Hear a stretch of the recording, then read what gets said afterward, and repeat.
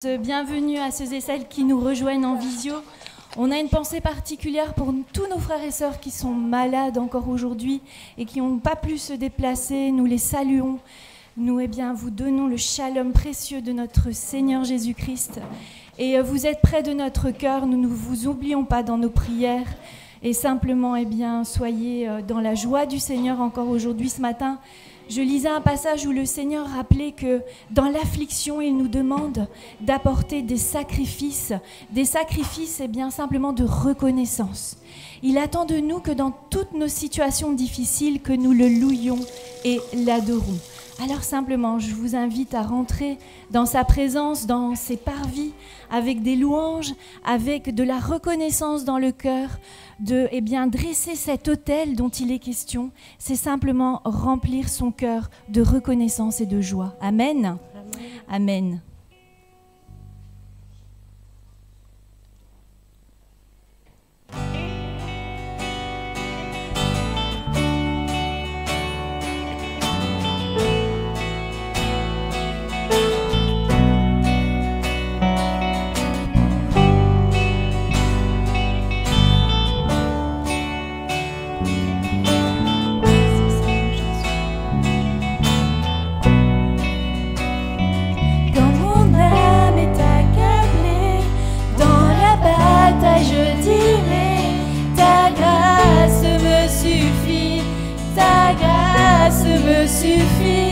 Lorsque je suis éprouvée, je ne suis pas délaissée, car toi seul me suffit, car toi seul me suffit.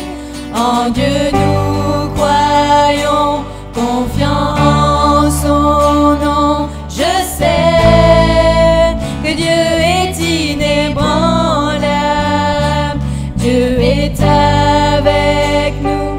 Au-dessus de tout, je sais que Dieu est inébranlable.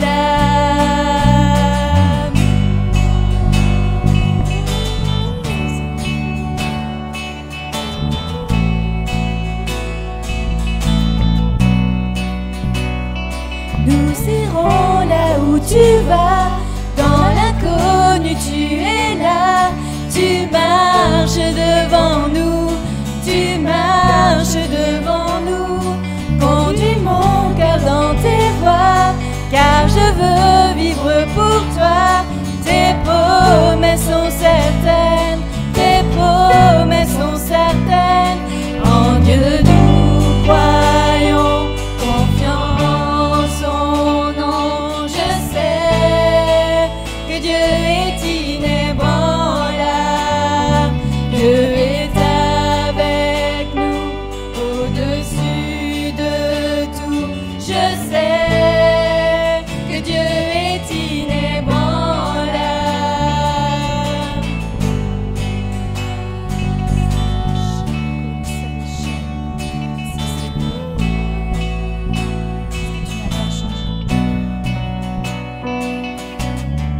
Cette œuvre commencée en nous, tu complètes par ton amour. Grand est ton nom, et tu combats pour nous. Notre espoir est pour toujours. En toi, ô Dieu, cette œuvre commencée en nous, tu complètes par ton amour. Grand est ton nom, et tu combats pour nous. Notre espoir est pour toujours. En toi, ô Dieu, en Dieu nous croyons, confiants en son nom. Je sais que Dieu est inébranlable, Dieu est avec nous, au-dessus de tout. Je sais que Dieu est inébranlable, Dieu est inébranlable. Dieu est inébranlable.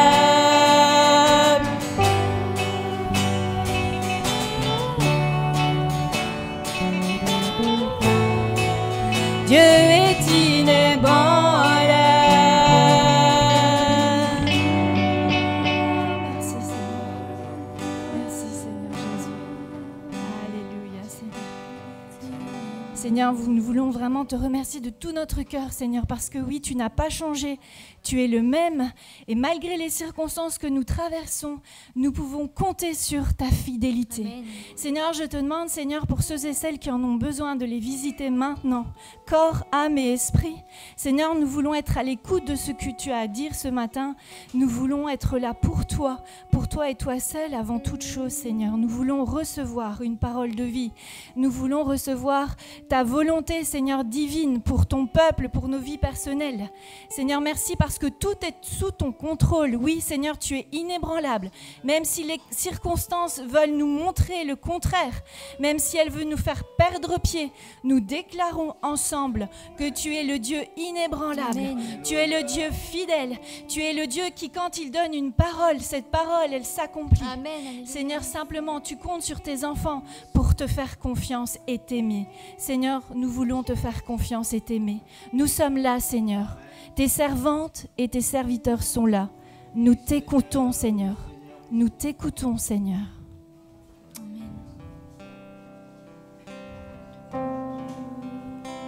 J'écouterai ce que dit Dieu, car il est droit pour qu'il écoute.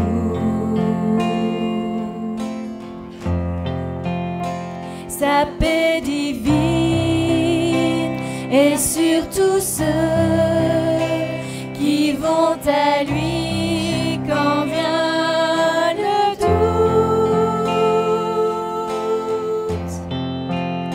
Fidèlement, je veux le suivre, je veux marcher dans ses sentiers. Il est la main qui me délivre de la folie de mes projets. Ta bienveillance, ô Éternel,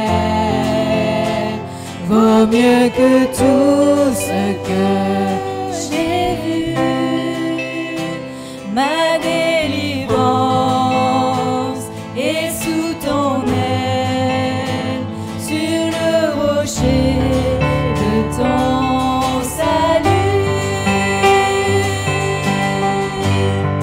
Ta bienveillance, ô Éternel, vaut mieux que tout ce que j'ai vu. Ma délivrance est sous ton aile, sur le rocher de ton salut.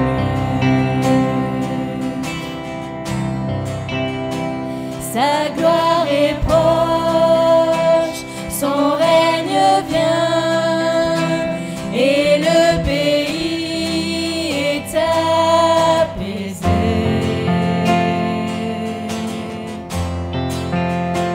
Lorsque la crainte est en chacun, lorsque son nom est exalté,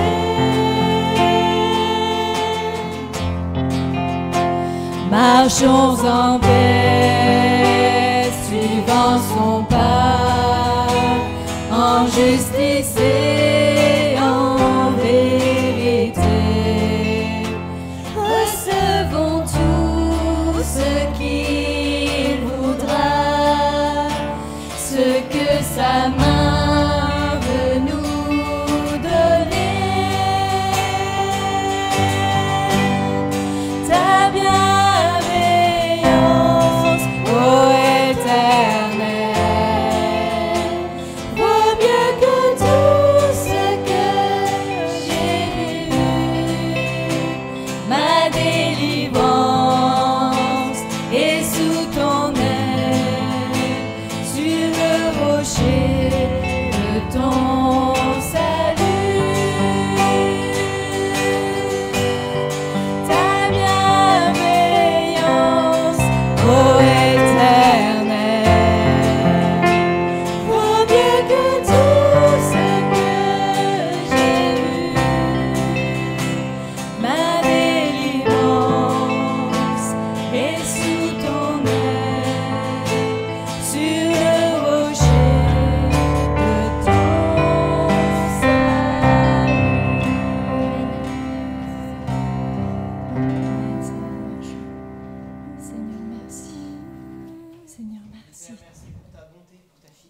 parce que tu ne nous abandonnes jamais, Seigneur. Et depuis la création, depuis la chute, tu as démontré ton amour en ne nous abandonnant pas, Seigneur. Tu aurais pu tout arrêter, tu aurais pu tout remettre à zéro, mais Seigneur, tu as poursuivi parce que tu nous aimais.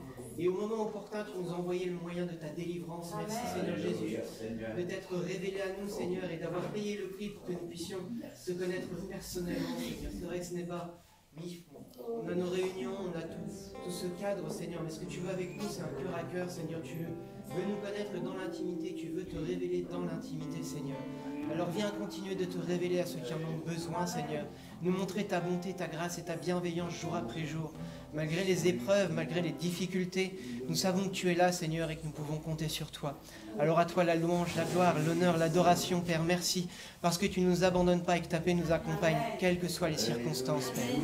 Alléluia, Seigneur. Oh Père, vers quel autre irons-nous cette fois? Tu es vraiment le Dieu de notre salut, celui qui nous a délivrés, qui nous a libérés de la mort et de l'esclavage. Alors Seigneur, moi je veux te dire merci, je veux te dire je t'aime ce matin. Merci Seigneur. Parce que tu es mon Dieu, mon rocher, ma forteresse. Et je demande pardon pour mes manquements avec toi. Tout ce que je devrais faire, je ne fais pas. Mais Seigneur, je sais que tu es fidèle, même là où je suis infidèle. Alors fortifie ton peuple, fortifie-moi ce matin, Seigneur. Renouvelle les forces de chacun. Seigneur, je te loue et je te rends grâce. Parce que tu es au milieu de nous. Et parce que jamais tu ne nous abandonneras. Au nom puissant de Jésus-Christ. Amen.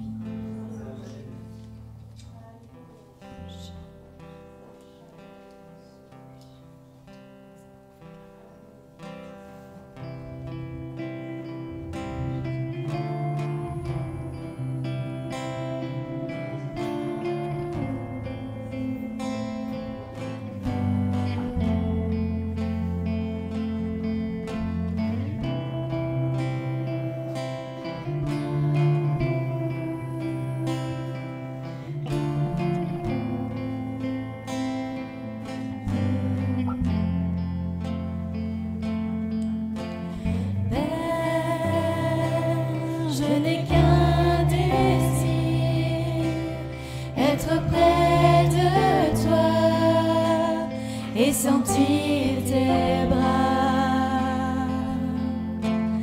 Père, tu as envoyé ton Fils bien-aimé pour quiconque croit. Saint-Esprit qui donne vie, ranime en moi ce feu pour toi. Saint-Esprit, viens par ta pluie, rafraîchis-moi et envoie un souffle nouveau.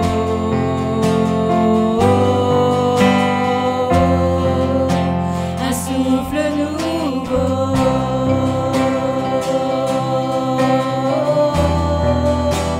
Un souffle nouveau.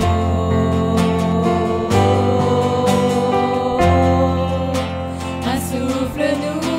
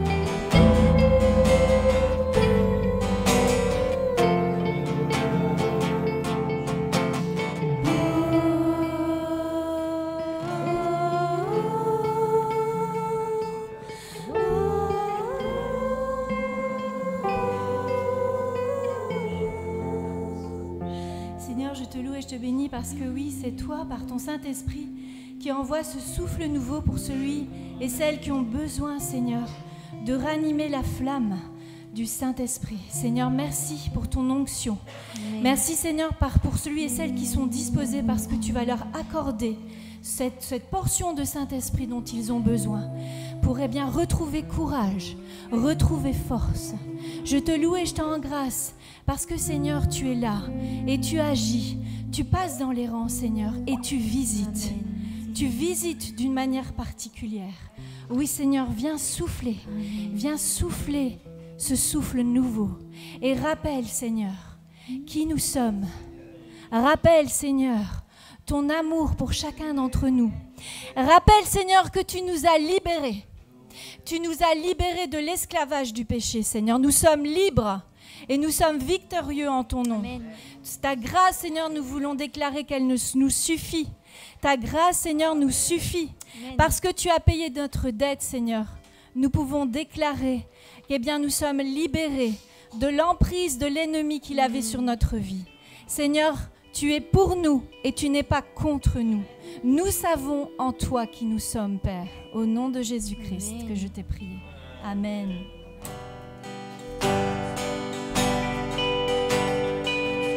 Qui suis-je pour que le roi des cieux m'ouvre ses bras? Perdu mais trouvé par sa grâce, son amour pour moi, son amour pour moi. Il m'a libéré, ma dette est payée. Je suis enfant de Dieu, je suis à lui. Il m'a racheté à la croix grâce à son âme. J'étais esclave du péché, mais il m'a sauvé. Jésus m'a sauvé. Il m'a libéré. Ma dette est payée. Je suis enfant de Dieu. Je suis à lui. Et dans sa maison, j'ai trouvé ma place. Je suis enfant de Dieu. Je suis à lui. Je suis choisi et affranchi.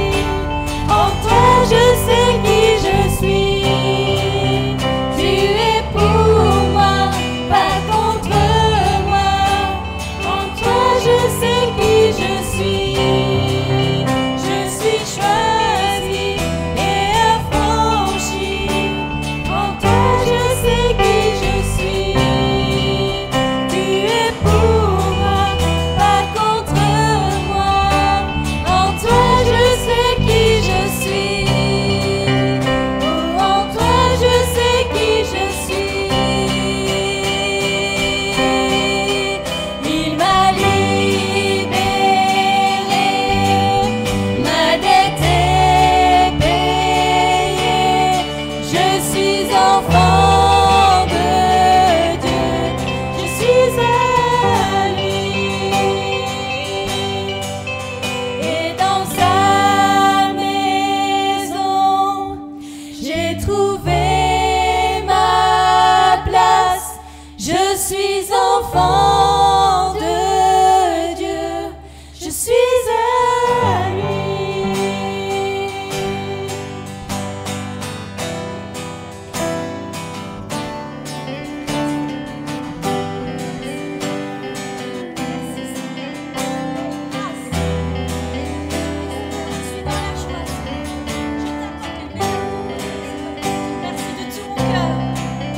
Je suis choisi et affranchi. En toi, je sais qui je suis.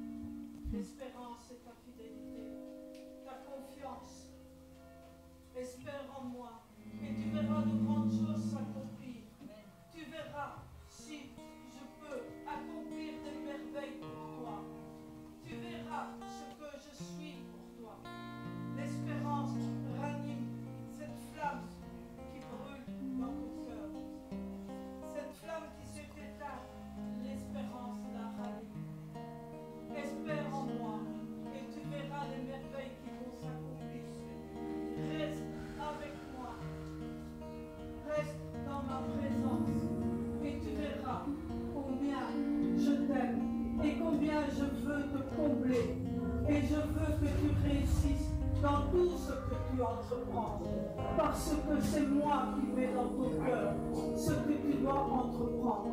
Et tu réussiras. Tu réussiras. Et je veux que tu sois comblé dans tous les domaines de ta vie. Comment est l'état de ton âme? Comment est l'état de ton âme? Espère, espère, et tu réussiras. Tu réussiras. Parce que comme l'état de ton âme réussit, toi, tu réussiras. Amen.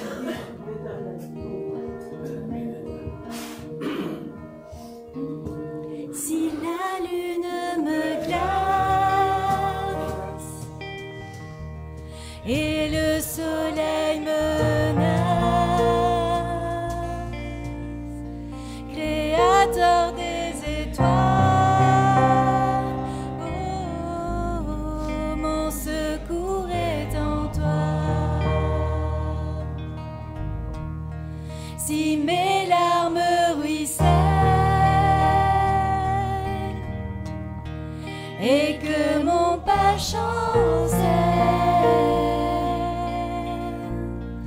créateur de la terre, oh, mon secours est en toi.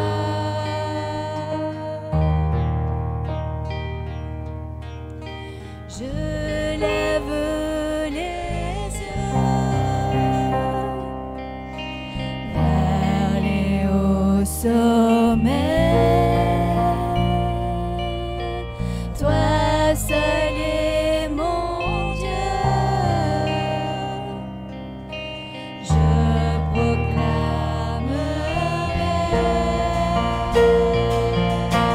Toi seul est ma force, toi seul me restaure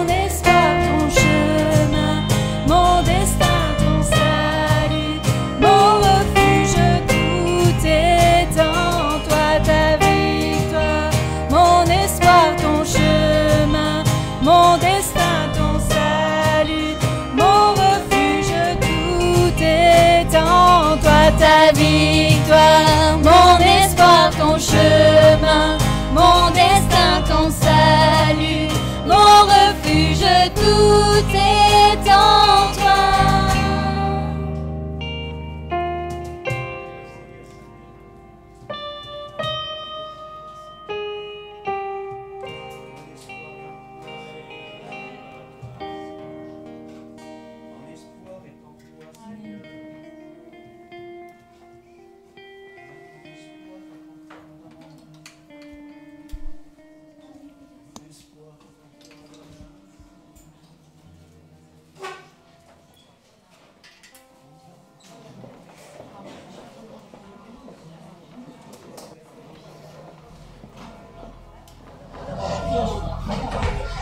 On va peut-être fermer la porte maintenant, oui. Voilà, amis internautes, bonjour. Assemblée de Kievrin pour les retardataires, bonjour. J'espère que vous allez bien. Aujourd'hui, c'est une belle journée. À la fin du culte, on va présenter des enfants. Et c'est toujours une joie de faire cela. Et on va commencer le culte par un témoignage de guérison. Je vais appeler Aurélie, tu viens? Et Jason, s'il veut. Et vous allez nous dire ce que vous avez vécu avec votre fille, petite Lexi. C'est dommage qu'elle n'est pas là. D'habitude, elle vient toujours. Donc, bonjour. Bonjour. Normalement, elle aurait dû être là, mais elle a été fatiguée. On a prié.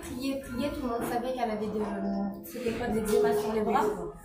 Ça dure depuis plusieurs mois, les sous-traitements. On s'est vraiment acharné sur la prière. C'est pour ça que la prière, c'est vraiment important. On a tous prié et là, elle n'a plus rien du tout.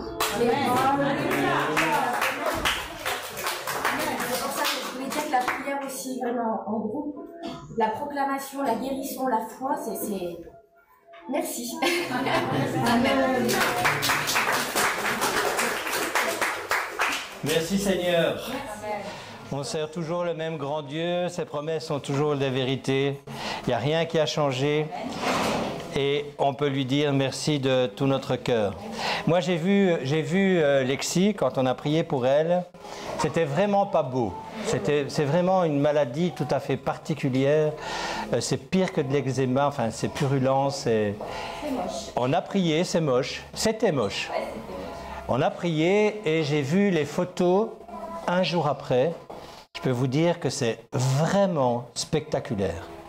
Et là aujourd'hui, c'est dommage, c'est vrai qu'elle ne soit pas là, elle n'a strictement plus rien. Alors qu'il y a encore une grosse semaine, si vous aviez vu ça, mais on sert un grand Dieu. Amen. D'ailleurs, le titre de ce message d'aujourd'hui, ce partage, c'est « Vous avez dit révélation » avec un S. Les révélations, il y en a des révélations. On les a comment, les révélations? On les a par la prophétie, oui. Par les paroles de connaissance, oui. Par des visions, oui. Par des rêves, oui. Mais surtout par ce livre extraordinaire qui est devant moi. Amen. Et je voudrais commencer ce partage en vous lisant dans Proverbe 29 au verset 18. J'ai pris deux versions parce qu'elles sont un peu différentes. Je sais qu'ici on emploie pas mal la Louis II et la Semeur 2000. Donc la version du Semeur 2000 dit « Quand il n'y a pas de révélation divine, le peuple se laisse aller. Heureux celui qui obéit à la loi de Dieu. » Et dans la Louis II, révisée de 78, quand il n'y a pas de révélation, le peuple est sans frein. Heureux s'il observe la loi. Alléluia. Et la loi, on la trouve dans quel livre, frères et sœurs? C'est la Torah, oui, la Bible en général. Puisque Jésus est venu accomplir ou compléter la loi. Là aussi, ça dépend des versions.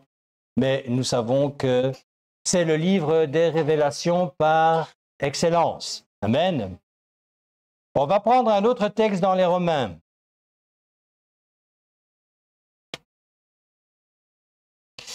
Oui, Romains chapitre 15, verset 4. Tout ce qui a été écrit d'avance Il a été pour notre instruction afin que par la patience et par la consolation que donnent les Écritures, nous possédions l'espérance. Amen. Vous savez, sans les promesses certaines de la parole, alors à l'heure actuelle, je me demande comment nous ferions pour pouvoir seulement prétendre vivre plus ou moins sereinement. Comme moi, vous regardez les journaux télévisés, vous vous informez comme vous le pouvez sur Internet et autres, et cette semaine particulièrement a été chargée d'événements dramatiques dans tous les coins du monde. On peut bien sûr ne pas passer outre le fait que ce barrage en Ukraine a fait des milliers de victimes, en fera encore, a détruit un écosystème. Enfin, c'est la destruction que l'homme est capable, a toujours été capable de démontrer et continue malheureusement à le faire. S'il n'y avait pas les promesses qui sont pour nous dans ce livre, à quoi servirait-il encore de vivre quelque part? Le monde est en attente de quoi là? Le monde qui ne connaît pas le Seigneur, qui n'a pas eu ces révélations, il attend quoi? On voit autour de nous des gens qui deviennent complètement fous. Je ne vais pas vous rappeler ce qui s'est encore passé à Annecy. Hein. C'est tellement démentiel que attaquer des enfants et puis des vieillards au nom de Dieu, de Jésus-Christ, enfin, cet homme est fou, mais voilà, ce sont des choses qu'on n'avait jamais vues, mais qu'on voit de plus en plus. Nous vivons dans un monde où on va être obligé de choisir le camp dans lequel nous voulons vivre. Il n'y a plus d'alternative. Un pied dedans, un pied dehors, c'est quelque chose qui ne peut plus exister, en tout cas, dans nos milieux. On doit être à fond pour Yeshua où on est nulle part. On vit avec les autres en attendant je ne sais quoi. Il y a encore des hommes et des femmes qui croient aux politiques. Je vous assure que c'est aussi fou que ça. On a fait un sondage, vous savez que dans un an en Belgique, on va voter pratiquement jour pour jour. Et les journalistes font un sondage qu'on appelle en Belgique le grand baromètre. Et c'est stupéfiant de voir en quoi commencent réellement à croire nos contemporains. On revient dans les extrêmes d'une manière telle que c'est inimaginable. En Flandre, c'est l'extrême droite. Et en plus de ça, donc dans le petit reportage que j'ai vu, on voyait le dirigeant de l'extrême droite flamand s'avancer vers le roi, le saluer. Hein. Il faut savoir que cet homme ne veut plus de la royauté. Quand je vous dis qu'on vit dans un monde de démons, c'est vraiment les paradoxes dans tous les coins. Hein. Et du côté wallon, vous savez quel extrême le remporterait? L'extrême gauche. La Belgique, sur la carte, c'est tout petit, hein, c'est un point, okay? La carte mondiale. Donc elle est séparée en deux parties, extrême droite au nord, extrême gauche au sud. Voilà ce que nous avons en prévision dans les années qui viennent. S'il n'y avait pas les promesses, les révélations divines, mes frères et sœurs, mais ce serait pour nous une catastrophe. Mais heureusement, si nous savons que nous appartenons dans le royaume des cieux, on peut voir les choses d'une manière tout à fait différente. Comme le Seigneur veut que nous les voyions. Je vais vous lire quelque chose d'extraordinaire. Pour moi, ça a toujours été extraordinaire. On trouve ça dans le livre de Jean. Je ne sais pas si vous êtes comme moi, mais j'aime beaucoup le livre de Jean, parce que Jean, c'est un livre rempli d'espoir. Et c'est là où Jésus dévoile le plus qui il est. Jean, chapitre 6, verset 47. En vérité, je vous le dis, celui qui croit en moi a la vie éternelle. Ça, déjà, moi, ça me réjouit. Hein. Dans l'évangile de Jean, on trouve 23 fois la déclaration significative « Je suis ». En grec, « ego émi » dit par Jésus, et j'en ai retenu les 7 premières que j'ai notées. Écoutez bien, moi ça me réjouit, hein, vraiment. Parce que je crois en Jésus-Christ, je crois en Yeshua, je crois en ce qu'il a fait pour moi. Premièrement, je suis le pain de vie. Deuxièmement, je suis la lumière du monde. Oh, on a besoin de la lumière du monde. Je suis le bon berger. Je suis la porte pour les brebis. Pour les brebis, uniquement pour les brebis. Je suis la résurrection et la vie. Je suis le vrai cep, celui sur lequel nous sommes greffés. Je suis le chemin, la vérité et la vie. Amen. J'ai fini ma prédication. Vous rigolez? J'ai fini ma prédication. Celui qui comprend ce que je viens de lire maintenant n'a plus à s'inquiéter. Mais pour cela, il faut avoir la révélation de ces phrases, de ces paroles. Si elle n'est pas vivifiée par l'esprit, ça restera lettre morte. C'est quelque chose qui ne va rien faire en vous. Ça va peut-être vous secouer un peu, mais ce n'est pas ça qui va changer votre vie. Alors, on va continuer et on va aller dans le livre de Matthieu. Et on va prendre le chapitre 11 et je vous lis le verset 27. Essayez de bien suivre la prédication. Elle est très simple, elle va vous amener, c'est pas un entonnoir. Elle va vous faire comprendre en quoi vous devez croire et en quoi vous devez vous accrocher. Toutes choses m'ont été données, donc c'est Jésus bien sûr qui parle, et il parle pour ceux qui sont fatigués. Toutes choses m'ont été données par mon Père, et personne ne connaît le Fils si ce n'est le Père, personne non plus ne connaît le Père si ce n'est le Fils et celui à qui le Fils veut le révéler. Pourquoi est-ce que souvent nous prions pour que vous receviez la révélation de Christ en vous? Pourquoi?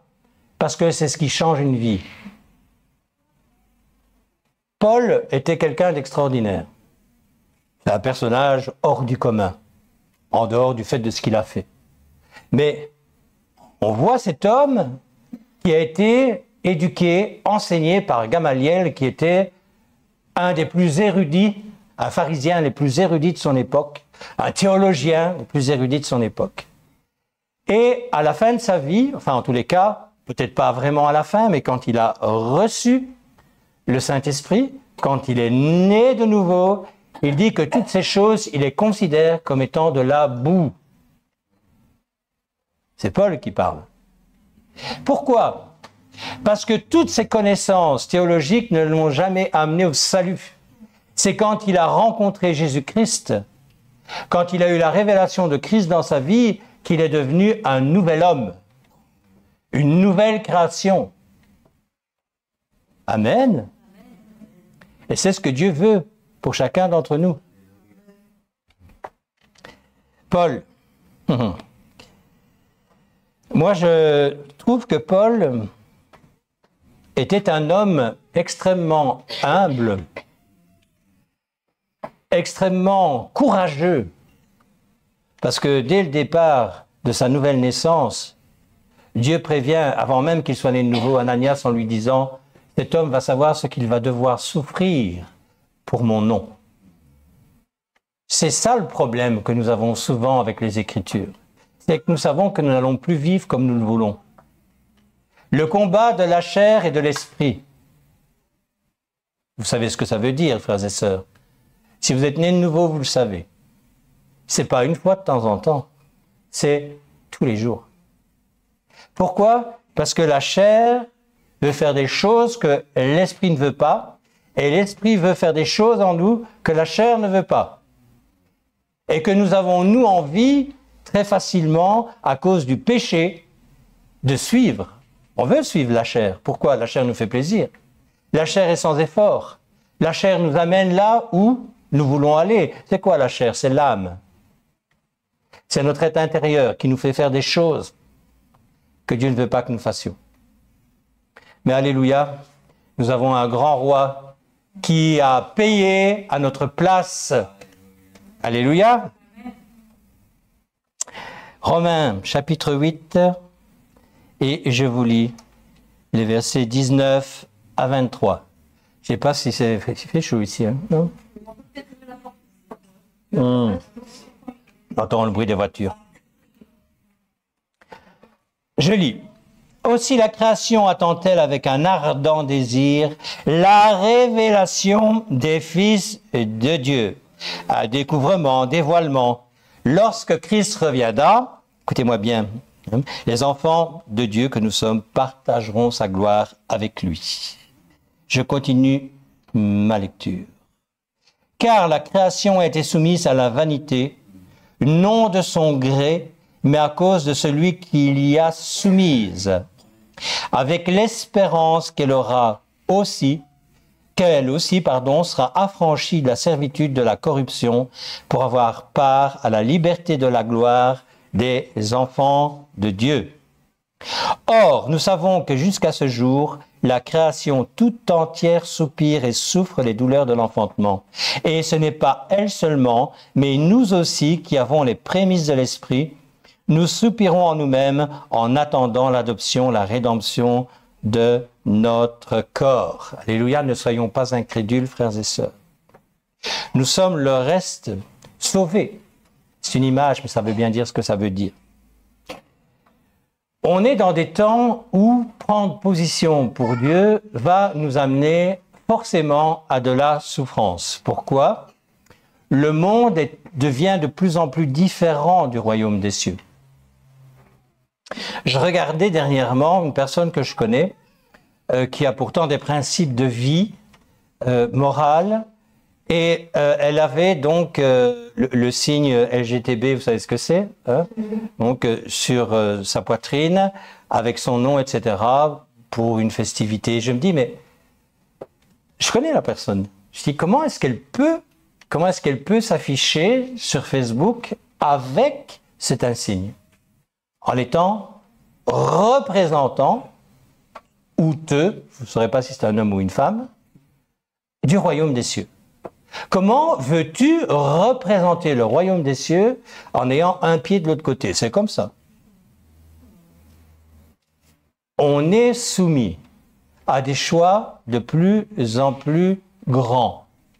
On est soumis à des choses qui sont droites ou pas.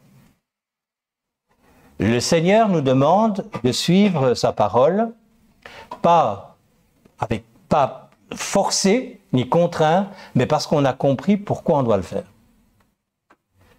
Si tu veux sauver ton âme, et si tu veux sauver des hommes et des femmes qui sont au dehors du royaume des cieux, il va falloir que tu connaisses ton identité et que cette identité soit une réalité.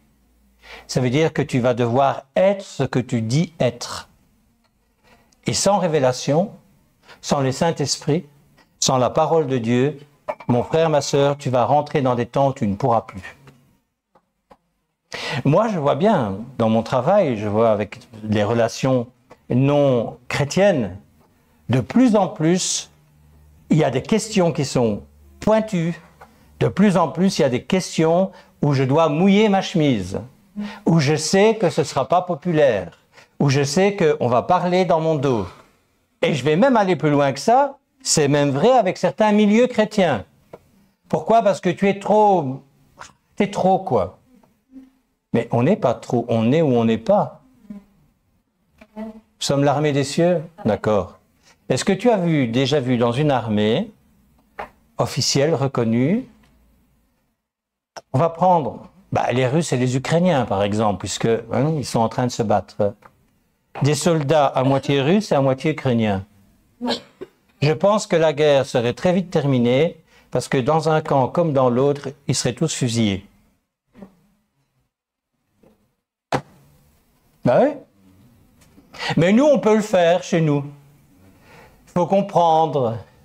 On peut se permettre ces petits... Mais non, frères et sœurs, dans les temps que nous vivons, on doit s'affermir. On doit devenir des hommes et des femmes sur lesquels notre Seigneur peut et doit compter. Il y a des choix à faire, c'est des choix difficiles, mais c'est des choix qui nous amènent à quoi? à la plénitude, à recevoir les arts de l'esprit, qui sont quoi? La paix et la joie.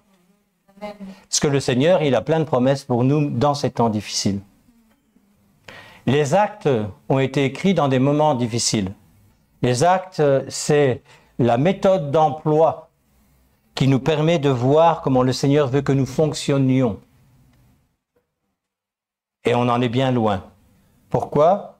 Parce qu'on cherche tous à avoir dans la vision que nous avons. Vous savez, je vais vous dire quelque chose. Dans la révélation, j'ai dit qu'il y avait plusieurs révélations, prophéties, paroles de connaissance, etc. Il y a une révélation que je n'accepte jamais, de personne. C'est Dieu m'a dit. Dieu m'a dit n'est pas une révélation. Non. Ça, c'est une prise de position personnelle qui empêche toute discussion. Puisque Dieu m'a dit, qu'est-ce que tu vas me dire, toi, petit homme? La parole dit, c'est tout à fait différent. Même si elle ne me plaît pas, je suis obligé de rentrer dans la dimension de plier le genou devant elle. Parce que la parole, on sait qui c'est. Amen. Courage, frères et sœurs, on va y arriver. Néhémie, chapitre 4, verset 6. Ah ben, c'est un temps extraordinaire, hein. C'est la reconstruction des murailles et il y a bien sûr de l'opposition dans ces travaux. C'est logique, mais écoutez. Nous rebâtîmes la muraille, malgré tout. Malgré tout, c'est moi qui viens de le dire. Qui fut partout achevée jusqu'à la moitié de sa hauteur, et le peuple prit à cœur ce travail. C'est ça qui fait la différence. Prendre à cœur, c'est tout un programme. C'est rentrer dans une dimension d'esprit, dans une dimension de volonté qui nous demande de faire des efforts. Parce que ça va à l'encontre de la chair. La chair ne veut pas faire les efforts. Qu'est-ce qu'elle veut, la chair? La chair, elle veut se lever chaque matin, être tranquille. Doucement. Je vais faire mes petites courses. Je vais aller voir mes petits amis. Tout est petit d'ailleurs. Hein? Je vais aller faire ma petite promenade. C'est ça la chair. Et vous savez, quand je parle à des non-convertis, et que parfois je leur dis, mais tu crois en rien? Bah, souvent on me dit, si, je crois en Dieu quand même. Hein. Oui, parce que bon, tout de même, hein, il faut bien admettre que la création, c'est quand même quelque chose, quoi. Hein. Petit caillou qui explose, il faut être débile pour croire à ça encore. Je m'excuse, mais... Même en étant païen, je l'ai été pendant de nombreuses années, le Bing Bang, c'est jamais passé. Hein. Quand moi, on a essayé de me le faire passer, je me suis dit, il y a quelque chose qui ne colle pas quelque part. Hein. Mais enfin, soit. Prendre à cœur ce que Dieu nous demande. Faire ce qu'il nous demande. S'impliquer dans la recherche. Qu'est-ce qui a fait que vous êtes ici en face de moi? Je parlais aux convertis. Simplement, vous avez cherché et vous avez trouvé, vous avez frappé et on vous a ouvert. Oui? Restez fidèles, quelles que soient les difficultés à surmonter. On est secoué dans notre assemblée. Oui? C'est pas maintenant qu'il faut fuir. C'est maintenant qu'il faut se serrer les coudes. C'est maintenant qu'il faut prier. Vous avez entendu le témoignage d'Aurélie tout à l'heure par rapport à Alexis? C'est ce qu'on appelle une maladie orpheline. Normalement, ça ne guérit pas.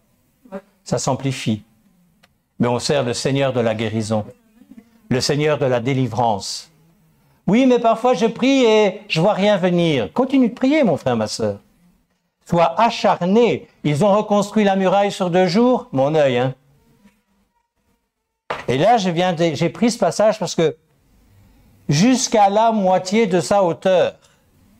Donc, ils ont déjà eu du mal pour y arriver. Et il restait encore quoi? Ben, l'autre moitié à construire. Mais ils prirent à cœur le travail. On va y arriver. Amen. Parce que ça, c'est la volonté de Dieu dans nos vies. Il veut que nous y arrivions. Nous sommes la tête, nous ne sommes pas la queue. Amen. Ces promesses, ces exemples font partie de la révélation divine. On est fait pour réussir ce que nous entreprenons quand c'est lui qui nous demande de le faire. Alléluia. S'il te demande de faire quelque chose, tu vas réussir. Il y en a parmi nous qui cherchent un travail. Tu crois que le Seigneur t'a oublié? Tu crois vraiment que le Seigneur t'a oublié? Toi, tu n'es pas assez bien pour... Non, tu peux continuer à prier, mais tu n'auras pas le travail. Tu vas avoir un travail. Amen. Tu es malade et tu as déjà prié, tu n'as pas encore vu ta guérison. Continue à prier, tu verras ta guérison. Amen. Tu le crois ou tu ne le crois pas? Tu as la foi ou tu n'as pas la foi? C'est une question. On va aller dans le livre de 1 Pierre.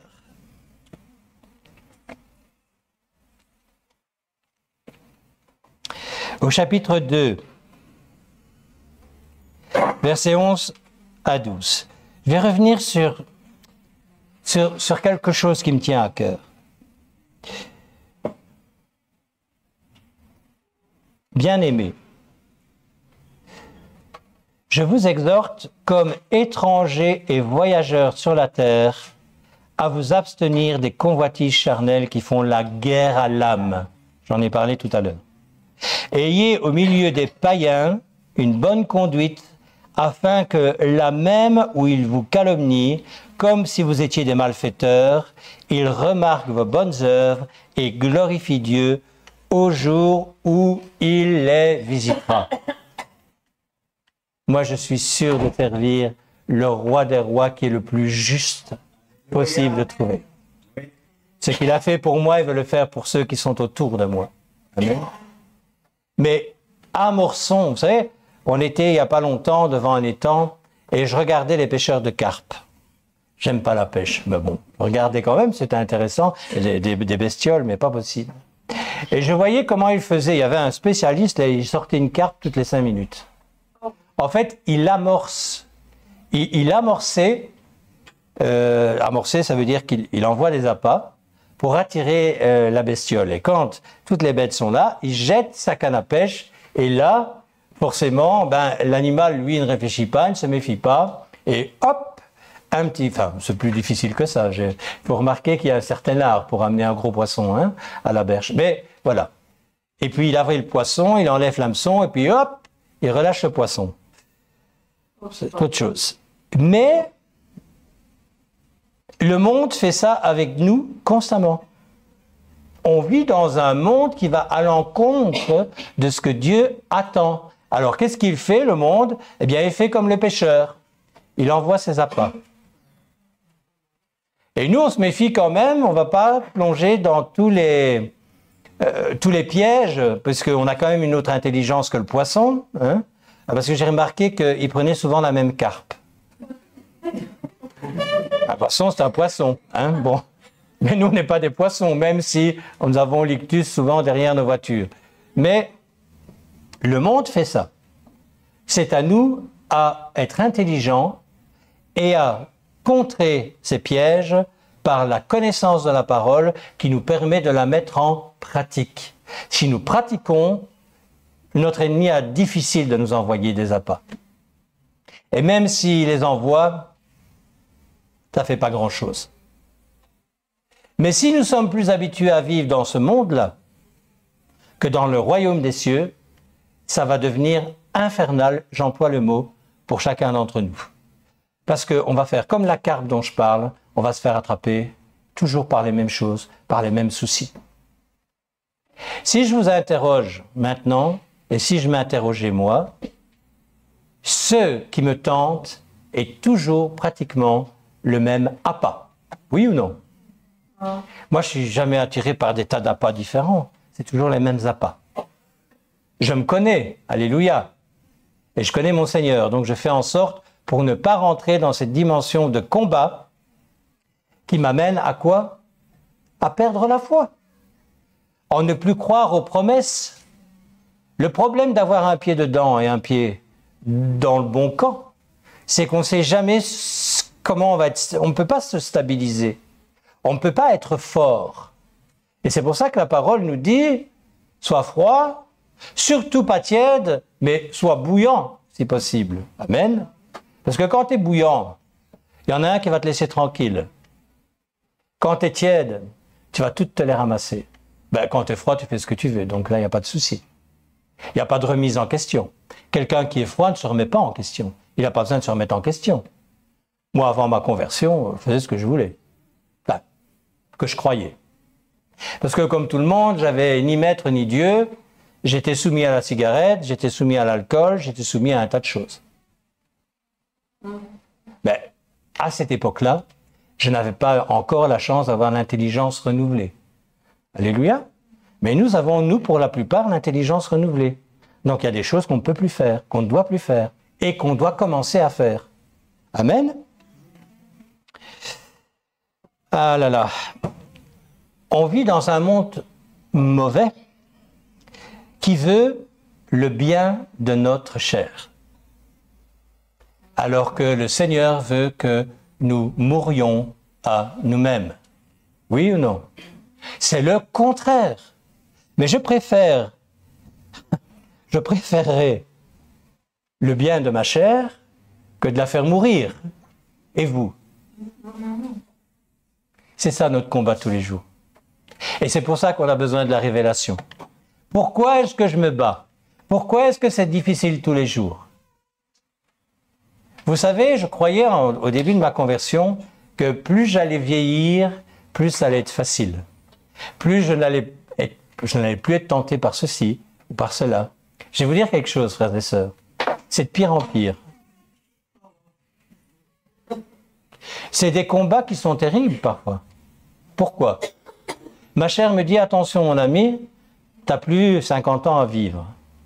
S'il y a des choses que tu dois faire, c'est maintenant que tu peux les faire. Dans quelques années, vous savez, le matin, quand je me lève, de temps en temps, c'est... heureusement, j'ai reçu une bonne pommade hier. Mais voilà. Hein. J'ai fait un petit peu de cheval sur le cheval d'Inès. Hein, je crois que je suis resté dessus 5 minutes 30, ou peut-être 4 minutes 30, j'en sais rien. Le lendemain, c'était compliqué. Alors qu'à une certaine époque... Mais voilà, c'est la vie. Si tu connais les révélations, si réellement Jésus-Christ a été révélé, tu vas réussir, mon frère, ma sœur. Paul, il a dit quelque chose d'extraordinaire. J'ai terminé ma course. Ça y est, c'est fini. J'ai gagné. Moi, je vois des gagnants en face de moi. Alléluia. Alléluia. On refuse de perdre parce que c'est un jeu important. C'est ce qu'on appelle l'enfer, l'enjeu, ou le paradis. Le paradis, c'est l'endroit où Dieu veut nous voir avec lui pour l'éternité. Mais c'est un choix personnel. Amen. Alors, il nous est demandé une bonne conduite. Et l'explication sur le mot dans la traduction grecque, c'est ceci. Ce mot-là exprime la plus pure, la plus élevée et la plus noble des bontés. Il signifie aussi beau, charmant, gracieux et excellent. C'est des qualités que nous devons refléter intérieurement et extérieurement. C'est compliqué. Parce qu'encore une fois, la chair, c'est pas ça. L'âme, c'est pas ça. L'âme, c'est moi, c'est l'ego. Et le Seigneur nous dit, meurs à toi-même. Pourquoi? Parce que quand nous mourrons à nous-mêmes, il prend de la place. C'est lui qui vient prendre la place. On sait, quand on est né de nouveau, qu'une des choses que nous devons faire, c'est de plaire à Dieu. Plaire à Dieu, c'est accepter d'être dépendant de lui. Pas dans un domaine de nos vies, mais dans tous les domaines de nos vies. Et c'est là aussi à des combats journaliers du disciple de Jésus-Christ. Là, on quitte la chrétienté habituelle. Hein. Parce que la chrétienté habituelle, c'est aussi valable chez les témoins de Jéhovah que chez les catholiques, les orthodoxes, ou tout ce que vous voulez. Un chrétien, c'est celui qui croit en Jésus-Christ. Mais je vous rappelle que les démons aussi, et ils tremblent. Le fait de croire, c'est bien, mais il faut dépasser ce clivage simple, enfantin de « je crois en Jésus-Christ, je suis sauvé ». Ce n'est qu'à moitié vrai. C'est un bon départ. Mais ce qu'il veut, c'est que nous l'acceptions en tant que sauveur et Seigneur. S'il manque une partie, la première n'est pas valable. Ça servira de rien. OK? M'aimez toujours? Les amis internautes, je sais pas, peut-être. Vous, oui? Plus qu'avant. Plus qu'avant. C'est génial. Bon, bah alors, tu vas voir. Luc 10, verset 11. Luc 10, verset 11.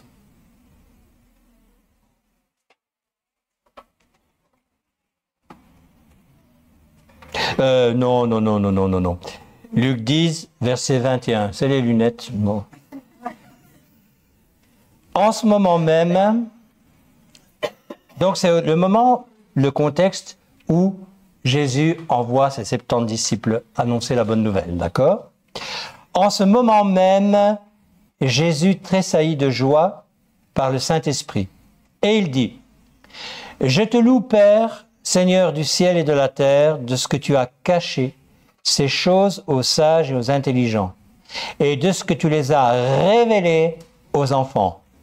Oui, Père, je te loue de tout ce que tu l'as voulu ainsi. » Voilà la joie que doit être la nôtre. Fini les paradoxes avec le Saint-Esprit quand tu l'as reçu, parce que le Saint-Esprit nous permet justement de nous révéler les choses cachées de la Bible. Moi, j'ai lu la Bible avant ma conversion. C'était vraiment pour moi un livre qui ne voulait rien dire. J'ai fait des études chez les jésuites, donc forcément on avait les cours de religion qui étaient quand même assez poussés. Et je me souviens ne pas avoir pris plaisir à ces études parce que c'était des études cartésiennes. Je me souviens d'avoir posé une fois une question à un prof de religion. Comment était-il possible que Marie était la mère de Dieu alors qu'il avait dit que Dieu était le créateur de toute personne? La réponse du prof, ça avait été une claque en me disant on ne pose pas ce genre de questions idiotes. Je n'ai pas trouvé ma question idiote, je voulais simplement savoir et connaître en tant qu'enfant, je devais avoir 12 ans, ce paradoxe. Et toutes ces choses-là m'ont amené petit à petit à refuser ce que la Bible me proposait parce que justement je ne la comprenais pas et que les hommes qui étaient censés me l'expliquer étaient strictement incapables de me l'expliquer. Moi je sais que quand j'ai été baptisé du Saint-Esprit, quand je lisais la Bible, j'étais heureux comme un roi parce que je lisais des versets que je n'avais jamais compris qui étaient pour moi devenus extrêmement simples. Amen. C'est ce qu'on a vu à la Pentecôte d'ailleurs. On en parlera un peu après. Le Saint-Esprit a fait que aussitôt, Pierre fait des choses qu'il n'aurait jamais fait avant. Aussitôt, tout de suite. Saint-Esprit, aussitôt, j'y vais. Je sais, je connais.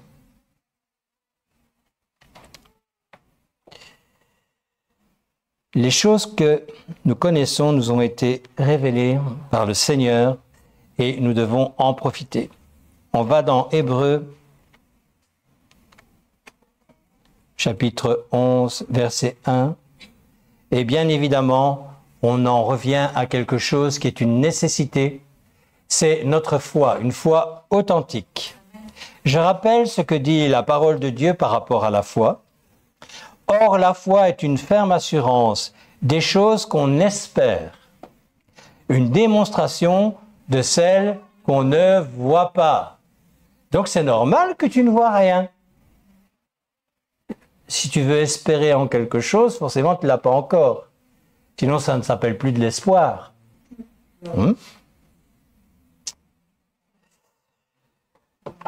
La foi ne se fonde pas sur des preuves, frères et sœurs. Jamais de la vie. Mais sur l'assurance ou la révélation divine qui doit être celle de chacun d'entre nous. Avoir la foi, c'est ça. Est-ce que je ne peux pas avoir, pour une fois dans ma vie, la liberté de penser autrement? Vous savez le problème que nous avons, et surtout pour les personnes plus âgées qui ne se convertissent pas, c'est qu'on reste dans un canevas, souvent canevas qui a été familial, des parents non chrétiens. Si tu es né dans une famille communiste, par exemple, ou socialiste, c'est terrible. Moi, j'ai un collègue, quand il me posait des questions, il mangeait mes paroles. Et à chaque fois, il terminait, je voyais son regard changer, et il me disait, je suis né socialiste, je mourrai socialiste. Ouais. C'est quelque chose quand même.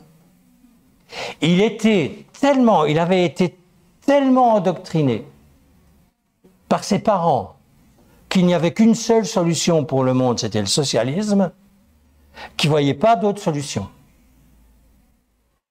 C'est pareil pour ceux qui sont nés dans des familles très athées. C'est pareil. Dieu n'existe pas, point. En tant qu'enfant, tu vas manger ces paroles et tu vas en faire les tiennes. Un enfant qui est éduqué contre Dieu a vraiment besoin d'une révélation puissante pour venir à lui. Mais ce n'est pas pour ça qu'il ne faut pas en parler à ces hommes et femmes-là. Au contraire, parce qu'encore une fois, à un moment donné, il y a toujours une étincelle. Vous savez, moi je me souviens, le jour de ma conversion, je n'étais pas allé pour me convertir dans cette réunion. J'étais allé avec un autre monsieur pour me moquer de ce qui allait être dit. C'est quand même quelque chose que je suis en train de vous raconter. Donc j'avais accepté d'aller, pas pour écouter ni pour me convertir, loin de là. J'étais allé là-bas pour me moquer de ce qui allait être dit. Et la personne qui était avec moi était un des plus jeunes médecins de la Belgique. Il était médecin à 24 ans. Donc vous imaginez le QI du personnage. C'était pas n'importe qui. Et là, j'ai vu le premier miracle de ma vie. Donc en fait, c'était une réunion où on mangeait avant. C'était les réunions du plein évangile, les hommes d'affaires du plein évangile, tu vois ce que c'est.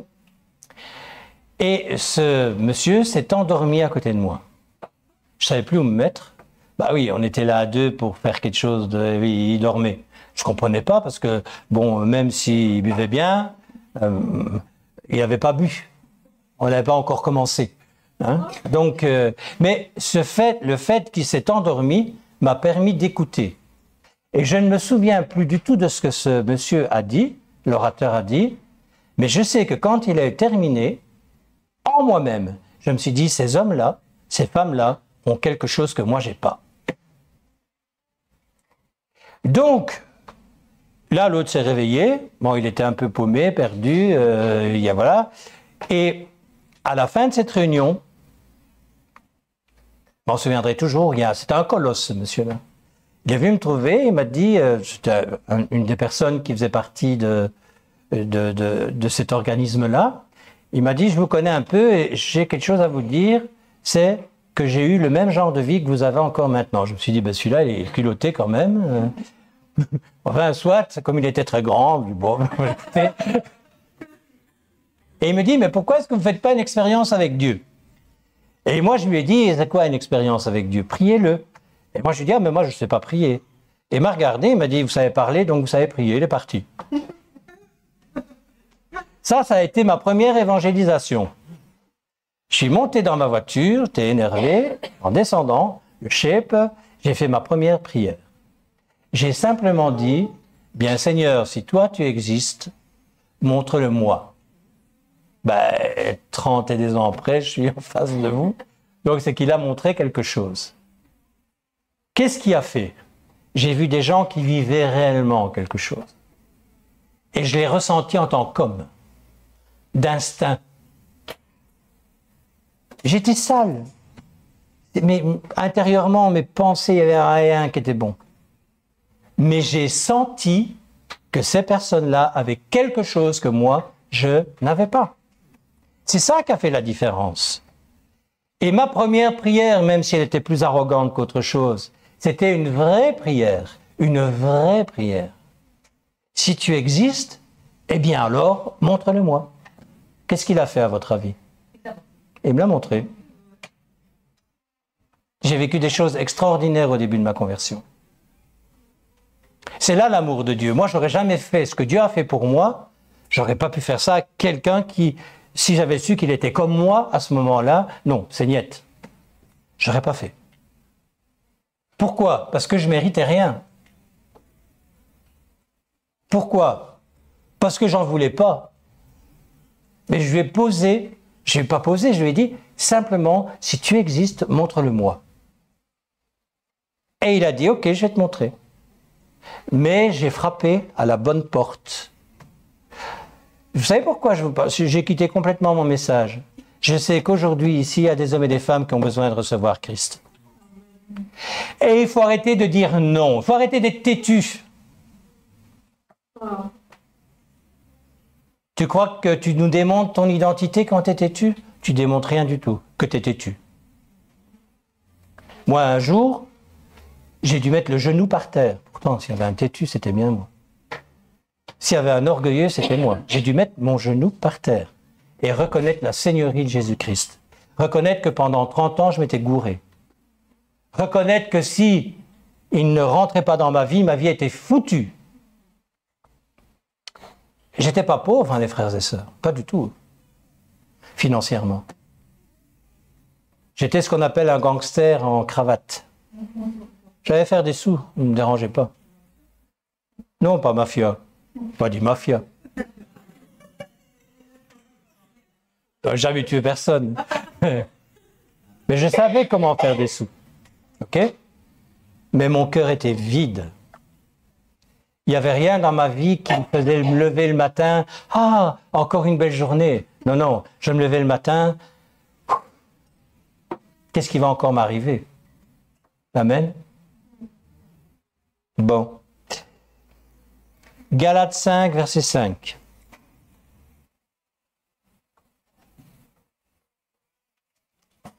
Pour nous, là aussi je ne vais pas sortir du contexte, c'est la liberté par rapport au rite, ce texte. Du judaïsme, ici, bien évidemment. Pour nous, c'est la foi que nous attendons, par l'Esprit, l'espérance de la justice, car en Jésus-Christ, ni la circoncision, ni l'incirconcision n'ont de valeur, mais seulement la foi qui est agissante par l'amour. Ça veut dire que par tes œuvres, par des vouloirs, ça ne va pas fonctionner. Frappez, on vous ouvrira. Cherchez et vous allez trouver. C'est dans cet état d'esprit-là qu'on cherche le Seigneur. Et humblement, je ne sais pas tout. Je ne sais rien du tout. Plus je vieillis, plus je me rends compte que je ne sais rien du tout. C'est terrible, hein, c'est Jean Gabin qui chantait ça. Mais quand on écoute Jean Gabin, quand on a un peu le discernement, il disait vraiment. C'était pas qu'un chant. Plus on vieillit, moins on se rend compte qu'on connaît. C'est vrai, hein? Nous possédons déjà la justice de Dieu parce qu'elle nous a été imputée à la croix. Amen. Mais on sait qu'elle ne sera parfaite qu'à la résurrection.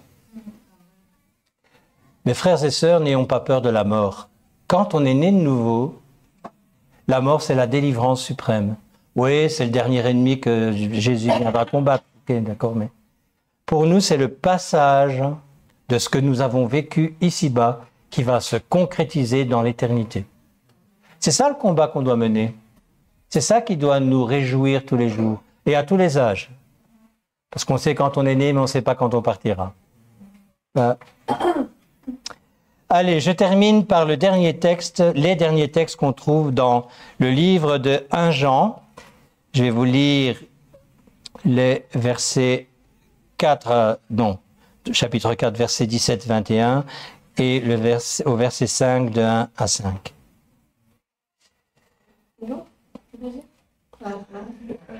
1 Jean 5, versets 1 à 5, c'est juste en dessous.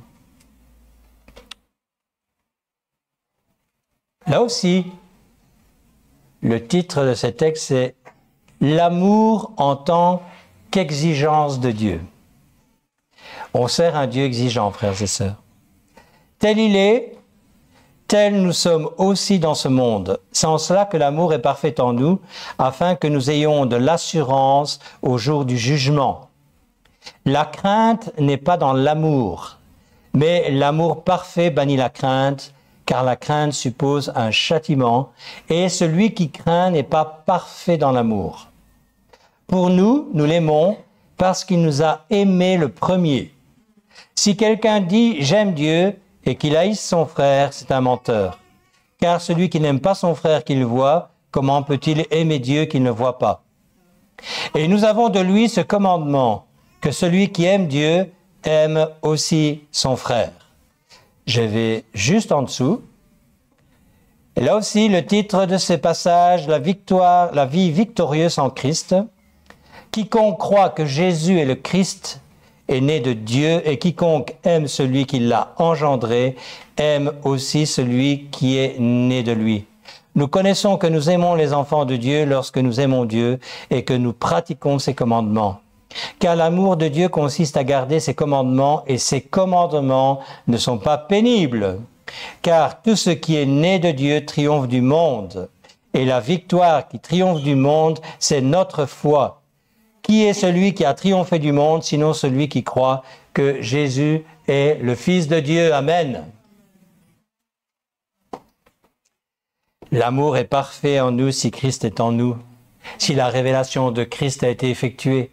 Amen. Le Messie, celui qui nous sauve. Si tu crains encore le jugement, mon frère, ma sœur, ce texte-là, il est très clair. C'est que quelque part, tu n'es pas en ordre avec le Seigneur.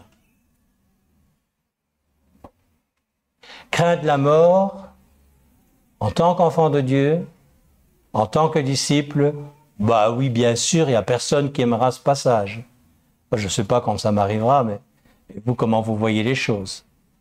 Mais quand je rentre en dedans de moi-même, quand j'accepte la révélation qui m'a été faite, ne fût-ce que par la foi, mais aussi parce que le Saint-Esprit vient me dire, oui, tu as raison, la mort n'est pas un souci. Amen.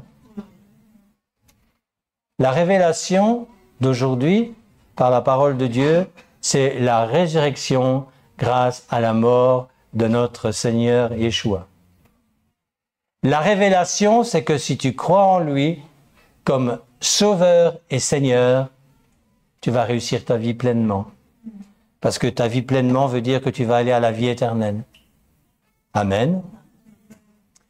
Voilà, je vais terminer sur ceci, puisque, comme je le disais au départ de ce partage, nous allons présenter les enfants et on ne va pas filmer ce moment. Voilà, frères et sœurs, internautes, je vous souhaite une très très bonne semaine. Rappelle aussi à ceux qui nous écoutent de notre assemblée que nous avons notre réunion de prière demain à 20h et notre réunion d'enseignement ce mercredi à 19h30. Soyez bénis.